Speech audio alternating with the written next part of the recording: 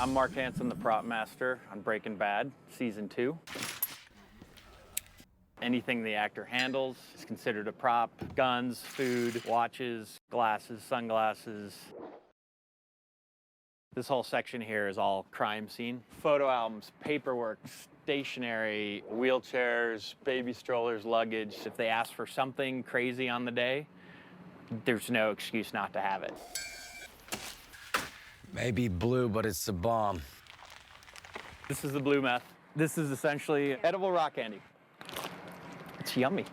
The blue meth is kind of the biggest storyline that goes along the whole season, as well as the pink teddy bear. That was something that I had custom built to Vince Gilligan's concept, and then I brought in a teddy bear maker. She was able to take a drawing and make the real teddy bear. This became our hero guy here. We start the season off and he's in a pool, he's burnt up, we don't know what's going on, and then by the end of the season, he's falling from the sky. With Vince, you just don't know what's going to be next. So you can't assume, like, oh, we'll just burn the teddy bear, because there might be a reason that it's burnt this way. He might have something planned on down the road 2 seasons from now.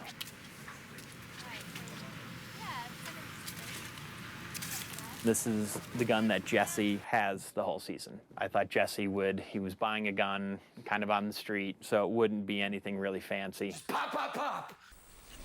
All the guns are real guns that have been altered to shoot blank firing ammunition.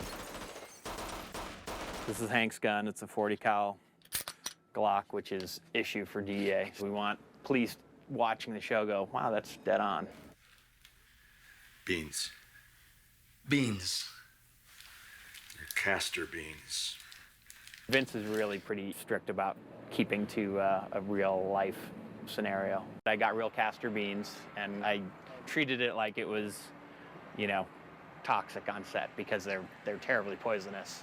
You can't use a pinto bean or anything else. They have this iridescent green color in them that I couldn't fake it. But the actor never actually handled them. They poured them out and that was the whole scene. And then when they go to the scene where they're cutting up the bean or grinding it, that's when we painted pinto beans to look similar.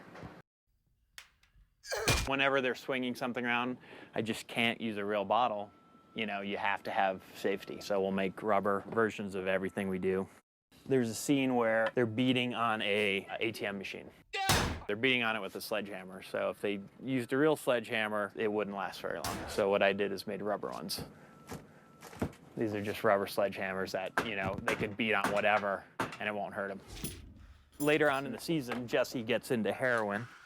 So I basically had to figure out how to make this black tar heroin so that the actors could use it safely and have it be placed in a spoon with liquid and a little bit of blue meth, heated to where it then dissolves essentially clear, and then to be able to drawn up into a needle. What we ended up doing is using gelatin mixed up with some black dye. If you don't heat up the gelatin, it stays kind of coarse. And that's really a more accurate look. And it dissolves perfectly and almost totally clear, and it really worked out pretty well. For the actor to do what looks like an injection, we have these retractable needles. So it looks like it's going in, but it's really just a fake retractable needle. Take that off. If the camera's doing a close-up shot where they want to see the heroin mix, they would never be able to see it on a normal size needle. So we have to make a bigger, oversized needle that they can focus in on. When a prop is the reason that there's a storyline, couldn't ask for anything more. On this show, the props are so major that it makes my job worthwhile.